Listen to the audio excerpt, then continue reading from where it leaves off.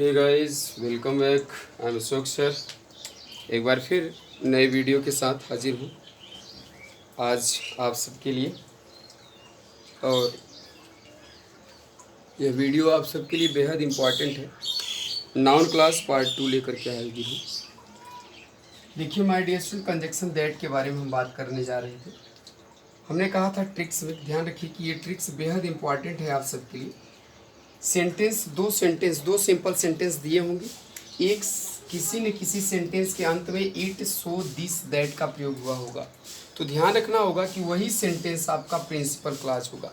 हमारे हिंदुस्तान में यूपी और बिहार में क्या होता है कि बच्चे इंग्लिश जब पढ़ते हैं तो उनको हिंदी की ज़रूरत होती है, लेकिन हिंदी से किसी अंग्रेजी को नहीं सीखा जाता है। My dear student, you should be try to check, you should be try to identify the sentence. आप सेंटेंस को पहचानने की कोशिश करो। सेंटेंस को कैसे पहचानो कि ये सेंटेंस है तो कौन सा सेंटेंस है। नाउन क्लॉज बनेगा, यानी नाउन क्लॉज की सहायता से हम यहाँ पर कंजक्शन दैट का प्रयोग करेंगे कि व्हाट का प्रयोग करेंगे। तो ध्यान रखिए कि जिस सेंटेंस के अंत में इट आया हो, सो आया हो, दिस आया हो, दैट आया हो, वह सेंटेंस हमेशा प्रिंसिपल क्लॉज होता है। और हम कई बार कहते आ रहे हैं, आप सभी को बताता हूँ कि प्रिंसिपल क्लॉज और सबऑर्डिनेट क्लॉज की सहायता से हम नाउन क्लॉज का प्रयोग करते हैं, एडजेक्टिव क्लॉज का प्रयोग करते हैं और एडवर्ब क्लॉज का प्रयोग करते हैं। तो ध्यान रखिएगा कि प्रिंसिपल क्लॉज कभी भी अपने जीवन में, यानी कि प्रिंसिपल क्लॉज के पहले किसी भी कंजक्शन का प्रयोग नहीं होता है, जबकि सबऑर्डिनेट क्लॉज के पहले किसी न किसी कंजक्शन का प्रयोग अवश्य होता है। एक बार तो ये सेंटेंस को हम सबसे पहले लिखेंगे और यहाँ पर इस इट सो दिस दैट आया होगा जिस सेंटेंस के अंत में, उसको हम हटा देंगे। और दूसरा अगर ये नहीं आया है तो किसी न किसी एक सेंटेंस का सब्जेक्ट इट होगा। तो ध्यान रखना है कि अगर इट सब्जेक्ट है तो वह सेंटेंस हमेशा कंजक्शन दैट की सहायता से नाउन क्लॉज का निर्माण करेगा। तो देखो माय डियर स्टूडेंट, हमने दिया कि he is going to Kanpur, everybody knows it. तो देखो यहाँ पर इट का प्रयोग हुआ है सेंटेंस के अंत में। तो ये everybody knows it principal clause है, इसे सबसे पहले लिखेंगे और इट को हटाकर यहाँ पर हम दैट का प्रयोग कर देंगे, राइट। और इसके बाद he is going to Kanpur, आप यहाँ पर बिल्कुल जैसा है सबऑर्डिनेट क्लॉज वैसा ही लिख देंगे। आप गोइंग टू कानपुर को ज्यों का त्यों लिख देंगे। कोई दिक्कत किसी को? अब किसी को अगर कोई प्रॉब्लम होगी तो ज़रूर हमारे कमेंट बॉक्स पे कमेंट करेंगे। तो माय डियर स्टूडेंट, ये पहला ट्रिक्स आपको अच्छी तरह से नोट हो गया होगा। अब मैं चलता हूँ आगे, देखता हूँ अगला एग्जाम्पल देखता हूँ, ताकि आपको यह भी समझ में आ जाए कि अगला एग्जाम्पल क्या है। एक दो एग्जाम्पल और मैं देता हूँ ताकि आपको अच्छी तरह से कंजक्शन दैट से आपका सस्पेंस आउट हो जाए।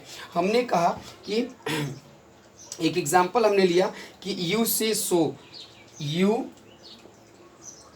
से सो, तुम कहते हो, है ना, तुम कहते हो क्या कि he is,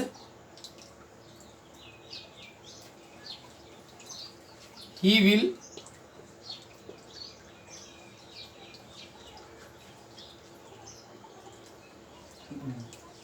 will get good marks, तुम कहते हो। तो यहाँ पर देखो से के बाद सो आया है ना, तो सो क्या हो, ये क्या हो गया, प्रिंसिपल क्लॉज हो गया। तो आप बनाओ कि यू से दैट। हमें हिंदी नहीं तलाश करनी है, हमें क्या करना है, हमें सेंटेंस को पहचानना है माय डियर स्टूडेंट। तो he will get good marks, वह अच्छे मार्क्स प्राप्त करेगा, वह अच्छे मार्क्स प्राप्त करेगा, राइट। अब यहाँ दैट लग गया कंजक्शन। आप इसी तरह से एक और बना सकते हो कि इट इज ऐसा कर सकते हैं, it is going to rain, it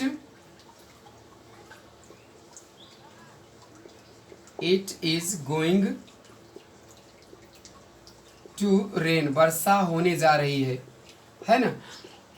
I am sure of it, I am sure of it, यह मैं पक्का हूँ, यानी मुझे पक्का उम्मीद है कि बरसात होगी। तो यहाँ देखिए ऑफ इट आ गया ना, इसको हटा देंगे माय डियर स्टूडेंट, ये हो गया प्रिंसिपल क्लास। तो आप ऐसे कर लोगे कि आई एम श्योर दैट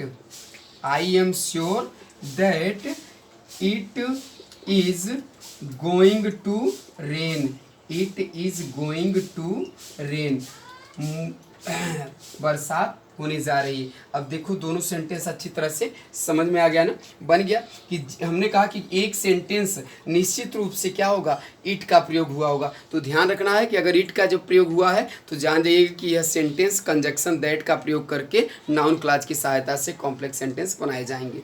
तो आपको ये पहला टॉपिक अच्छी तरह से समझ में आ गया। अब मैं दूसरी बात करने जा रहा हूँ, दूसरा कॉन्सेप्ट की बात करूँगा। दूसरा कॉन्सेप्ट क्या कह रहा है ये भी समझ लीजिए। दूसरा कॉन्सेप्ट व्हाट है माय डियर स्टूडेंट, क्या है व्हाट। तो मैं व्हाट की बात कर लूँ। अब ध्यान रखना है कि व्हाट, अगर व्हाट आएगा माय डियर स्टूडेंट तो व्हाट का मीनिंग निकलता है कि क्या, इसका रियल मीनिंग तो ये होता है माय डियर स्टूडेंट, लेकिन ध्यान रखना है कि व्हाट से हमेशा जो कुछ का अर्थ निकलता है ये 90% जो कुछ से अर्थ निकलेगा। क्यों? क्योंकि व्हाट एक एक्सेप्शन है माय डियर स्टूडेंट। यह ट्रिक्स क्या कहता है इसका, ये ध्यान रखो। अगर व्हाट का प्रयोग किया जाएगा तो सेंटेंस दो होगा माय डियर स्टूडेंट, सेंटेंस 1 और सेंटेंस 2। एक सेंटेंस से माय डियर स्टूडेंट समथिंग का प्रयोग हुआ रहेगा और एक सेंटेंस के अंत में माय डियर स्टूडेंट याद रखना होगा क्या, कि टू इट, इन इट और ऑन इट का प्रयोग हुआ रहेगा। तो अगर जिस सेंटेंस में के अंत में to it, in it, on it का प्रयोग हुआ होगा वह सेंटेंस आपका प्रिंसिपल क्लॉज होगा। क्या होगा? प्रिंसिपल क्लॉज मतलब पीसी होगा। और जिस सेंटेंस में समथिंग लगा होगा वह सेंटेंस आपका सब ऑर्डिनेट क्लॉज होगा। क्या होगा? सब ऑर्डिनेट क्लॉज मतलब एससी होगा। तो my dear student noun clause बनाते समय ध्यान रखना होगा कि to it, in it, on it अगर आया है तो वह सेंटेंस प्रिंसिपल क्लॉज होगा। तो उसे वाक्य के आरंभ में लिखेंगे और इट को हटा करके प्रीपोजिशन टू को नहीं हटाएंगे, इन आया है तो इन को नहीं हटाएंगे, ऑन आया है तो ऑन को नहीं हटाएंगे। और सबऑर्डिनेट क्लॉज को रखते समय समथिंग को हम रिमूव कर देंगे, समथिंग को हम हटा देंगे, समथिंग को नहीं लिखेंगे। आया बात समझ में? तो आई होप दैट आपको यह बात अच्छी तरह से समझ में आ गया होगा। मैं एक एग्जाम्पल लिखता हूँ। हमने लिखा कि the teacher says something, the teacher says something, अध्यापक कुछ कहता है। द टीचर सेज समथिंग, अध्यापक कुछ कहता है। पे अटेंशन, पे अटेंशन है ना, पे अटेंशन टू इट, उस पर ध्यान दो, सॉरी टू इट। अब टू इट इस पर ध्यान दो। तो यहाँ देखो my dear student to it आ गया ना, ये सेंटेंस आपका क्या हो गया? प्रिंसिपल क्लॉज हो गया। उसको सबसे पहले रखो पे अटेंशन। अब वहाँ पे अटेंशन में याद रखना है कि आपको इट को हटा देना है, टू को नहीं हटाएंगे। टू वाट, अब यहाँ कंजक्शन वाट लगा दिया। ये सेंटेंस आपका प्रिंसिपल सबऑर्डिनेट क्लॉज है। तो यहाँ पर द टीचर सेज, अब यहाँ पर समथिंग को हटा दोगे। क्या हटा दोगे? समथिंग को हटा दोगे। द टीचर सेज, अब देखो मैंने समथिंग को हटा दिया, वहाँ टू को हटा दिया। अब देखो क्या बन गया? Pay attention to what the teacher says, यानी जो कुछ अध्यापक कहता है उस पर ध्यान दीजिए, उस पर ध्यान दीजिए जो कुछ अध्यापक कहता है। राइट? तो इस प्रकार से आपको क्या कहते हैं नाउन क्लॉज में कंजक्शन व्हाट का प्रयोग करके बनाना है। जिस सेंटेंस में समथिंग होगा वह सेंटेंस आपका सबऑर्डिनेट क्लॉज होगा और जिस सेंटेंस के अंत में to it, on it, in it लगा होगा वह सेंटेंस आपका प्रिंसिपल क्लॉज होगा। तो आई होप दैट आपको यह एग्जाम्पल अच्छी तरह से समझ में आ गया होगा। और श्योर किसी न किसी एक सेंटेंस के अंत में समथिंग और एक सेंटेंस के अंत में टू इट, ऑन इट का प्रयोग जरूर किया होगा माय डियर स्टूडेंट। तो उसको कंजक्शन व्हाट के प्रयोग से आपको नाउन क्लॉज बनाने होंगे। माय डियर स्टूडेंट, हमने कई बार कहा है कि नाउन क्लास का निर्माण हमेशा दो या दो से अधिक सिंपल सेंटेंसेज को मिला करके एक कॉम्प्लेक्स सेंटेंस बनाने के लिए किया जाता है। दो या दो से अधिक सिंपल सेंटेंसेज को मिला करके एक सिंपल सेंटेंस बनाने के लिए, एक कॉम्प्लेक्स सेंटेंस बनाने के लिए किया जाता है। अब हम बात करते हैं कंजक्शन इफ या वेदर का। इसका मीनिंग निकलता है कि क्या, इसका रियल मीनिंग निकलेगा माय डियर स्टूडेंट कि क्या। इसका प्रयोग हम तब करते हैं जब हमारा सेंटेंस यस नो टाइप में हो। मतलब कहने का तात्पर्य है कि सबऑर्डिनेट क्लॉज हमारा किससे शुरू हो, सबऑर्डिनेट क्लॉज हमारा सहायक क्रिया से शुरू हो। तो ध्यान रखिए, ट्रिक्स ये कहता है कि जब भी हम नाउन क्लॉज का इस्तेमाल करके कॉम्प्लेक्स सेंटेंस बनाएंगे तो एक सेंटेंस में, एक सेंटेंस यानी आपका ध्यान रखिएगा कि इम्परेटिव सेंटेंस, सॉरी, एक सेंटेंस आपका जो होगा वो असर्टिव में होगा। असर्टिव का मतलब कि साधारण होगा। क्या होगा? साधारण, असर्टिव सेंटेंस में होगा। और दूसरा सेंटेंस आपका माय डियर स्टूडेंट किस में होगा? वो निश्चित रूप से दूसरा सेंटेंस आपका सहायक क्रिया से शुरू होगा, यानी कि ऑक्सिलरी वर्ब होगा प्लस सब्जेक्ट प्लस वर्ब, ऐसा करके माय डियर स्टूडेंट इस प्रकार से सेंटेंस शुरू होगा। तो ध्यान रखिएगा कि जो सेंटेंस असर्टिव होगा वह आपका प्रिंसिपल क्लॉज होगा और दूसरा सेंटेंस जो होगा वह आपका क्या कहते हैं, yes no type interrogative sentence से आरंभ होगा। तो उसे नाउन क्लॉज बनाते समय पहले असर्टिव सेंटेंस को रखना है, फिर कंजक्शन इफ या वेदर का प्रयोग कर देना है। फिर ध्यान रखना होगा कि जो सबऑर्डिनेट क्लॉज का सेंटेंस होगा उसको असर्टिव सेंटेंस बना करके, मतलब साधारण सेंटेंस बना करके रख दोगे। ये बिल्कुल कॉन्सेप्ट मैं ऐसा दे देता हूँ माय डियर स्टूडेंट, इसका कॉन्सेप्ट भी लिखा दे रहा हूँ अभी। और एक मत ध्यान रखिए, और पहला कॉन्सेप्ट था ये, और पहला कॉन्सेप्ट को मैं लिख ही दे रहा हूँ ताकि आपको अच्छी तरह से, पहले असर्टिव सेंटेंस रखना माय डियर स्टूडेंट, यानी कि पहले वाले सेंटेंस को जो प्रिंसिपल होगा। फिर इसके बाद यहाँ इफ या वेदर का इस्तेमाल कर देना, और इफ या वेदर का इस्तेमाल करने के बाद दूसरा सेंटेंस सब्जेक्ट प्लस यहाँ पर वर्ब लगाना प्लस अदर वर्ड का इस्तेमाल करके आप रखना। अब माय डियर स्टूडेंट दूसरा कॉन्सेप्ट ये कहता है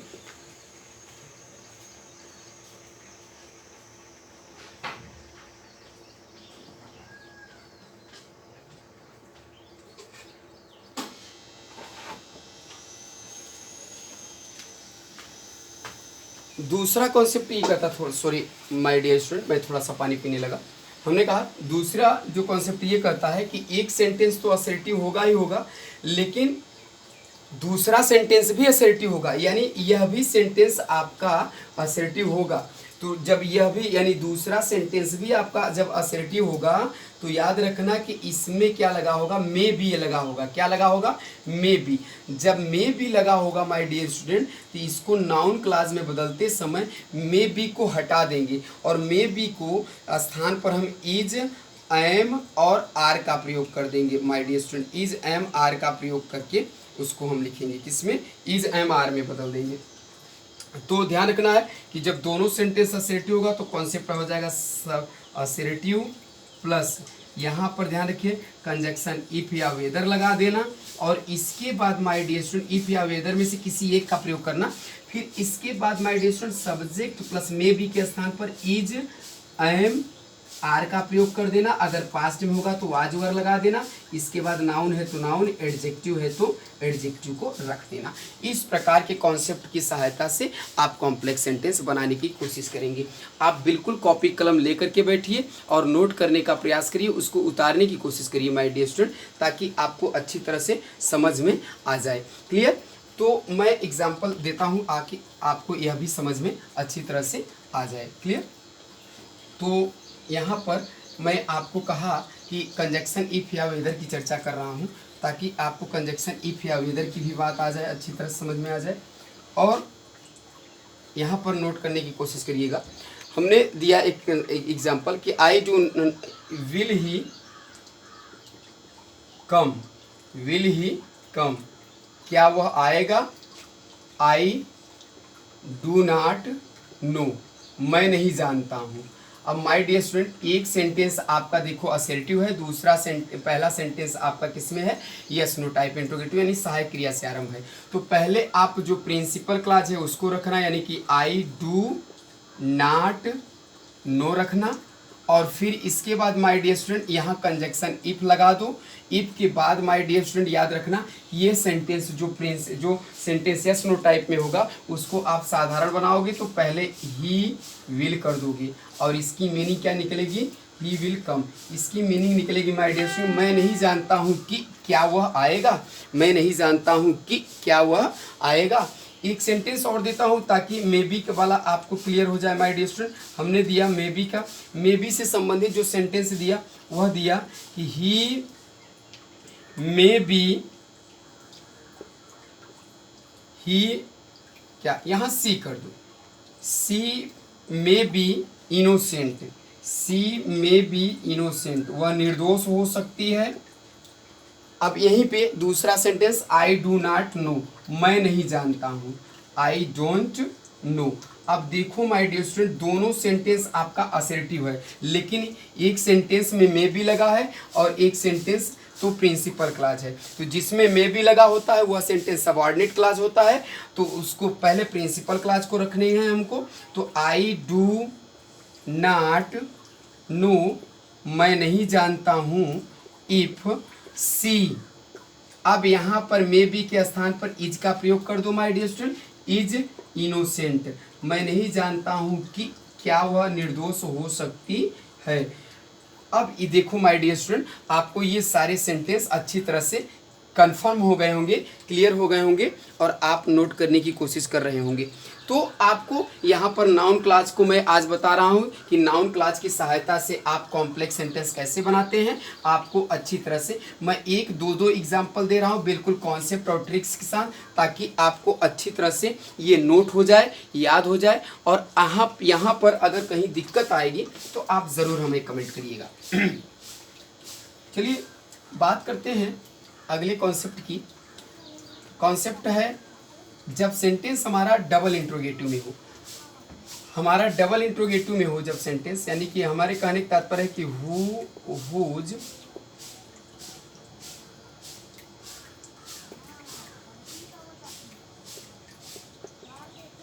ये सब आ जाए अगर, तो ध्यान रखिएगा कि एक सेंटेंस से, आप ध्यान रखिए एक सेंटेंस आपका किसमें होगा, एक सेंटेंस तो आपका मानो असर्टिव है, किसमें है, असर्टिव है, तो दूसरा सेंटेंस आपका निश्चित रूप से डबल इंट्रोगेटिव यानी WH से जरूर शुरू होगा। और दूसरा सेंटेंस अगर WH से शुरू है तो वह सेंटेंस समझिएगा कि डबल इंट्रोगेटिव सेंटेंस है, राइट। लेकिन हमें ध्यान रखना है कि पहले असर्टिव सेंटेंस को रखना होगा और फिर उसके बाद दूसरा सेंटेंस जब भी रखेंगे तो यही WH वर्ड कंजक्शन का काम करने लगेंगे माय डियर स्टूडेंट। और इन कंजक्शन ये WH वर्ड के बाद आने वाला जो सेंटेंस होगा वह आपका सब माने कि असर्टिव सेंटेंस में होगा, साधारण वाक्य में होगा। तो इसके लिए कॉन्सेप्ट हमारा ये रहा कि पहले आप असर्टिव सेंटेंस रखना।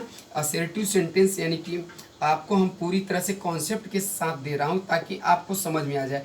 पहले असर्टिव सेंटेंस, फिर ये WH लगाना, फिर WH के बाद ध्यान रखना है कि आने वाला सेंटेंस साधारण में होगा, असर्टिव में होगा, यानी subject plus verb plus other word, यहाँ फुल स्टॉप का प्रयोग करना। दूसरा कॉन्सेप्ट क्या कहता है, कभी कभी क्या होता है माय डियर स्टूडेंट कि एक सेंटेंस इंपरेटिव में होता है तो दूसरा सेंटेंस आपका WH में होता है। तो अगर जब यह सेंटेंस इंपरेटिव में हो तो ध्यान रखना है कि अगर यह सेंटेंस एक सेंटेंस इंपरेटिव में होगा तो वही सेंटेंस आपका प्रिंसिपल क्लॉज होगा, और जो सेंटेंस डबल इंट्रोगेटिव सेंटेंस से आरंभ होगा वह सेंटेंस सबऑर्डिनेट क्लॉज होता है।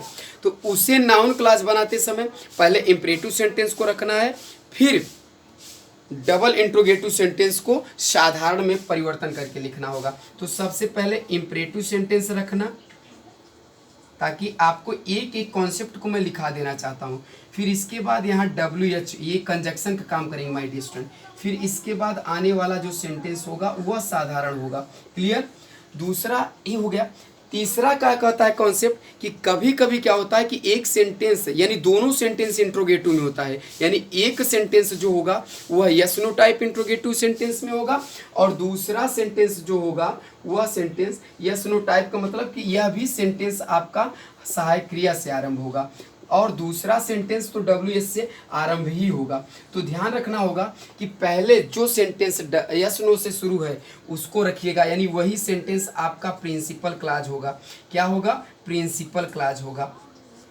फिर इसके बाद यहाँ पर कंजक्शन WH रखना, फिर आने वाले सेंटेंस को असर्टिव बना लेना। क्या बना लेना? असर्टिव। और my dear student, principal clause के अनुसार आपको यहाँ पर क्वेश्चन मार्क का प्रयोग कर देना पड़ेगा।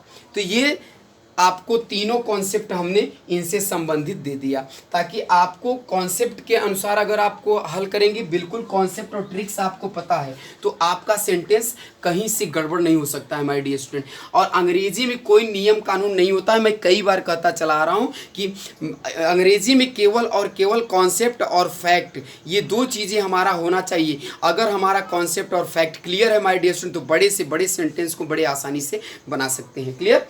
तो चलिए हम एग्जाम्पल के थ्रू बात करते हैं, ताकि एग्जाम्पल के अनुसार अगर हम बात करेंगे तो आपका सेंटेंस क्लियर हो जाएगा।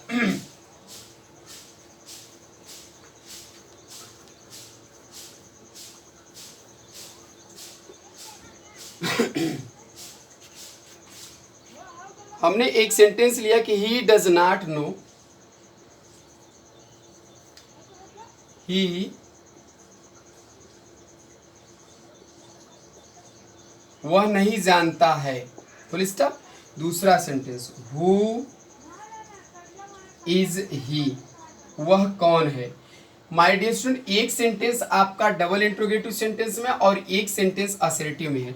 इसको नाउन क्लॉज की सहायता से बनाना है कॉम्प्लेक्स सेंटेंस। तो सबसे पहले प्रिंसिपल क्लॉज को रखना, जो है कि ही डज नॉट नो, सबसे पहले इसको लिखना। क्लियर?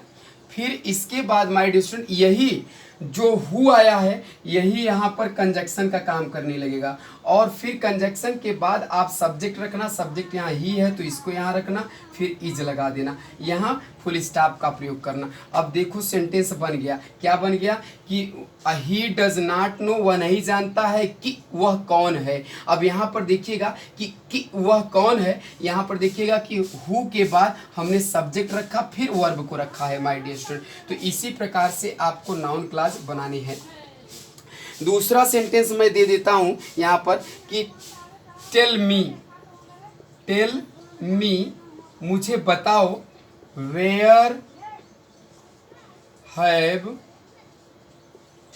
यू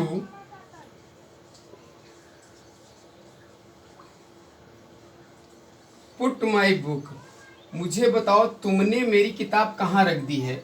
तो ये देखो सेंटेंस इंपरेटिव में है, दूसरा सेंटेंस डबल इंट्रोगेटिव सेंटेंस में है। तो नाउन क्लॉज बनाते समय सबसे पहले इंपरेटिव सेंटेंस को लिखना होता है, टेल मी।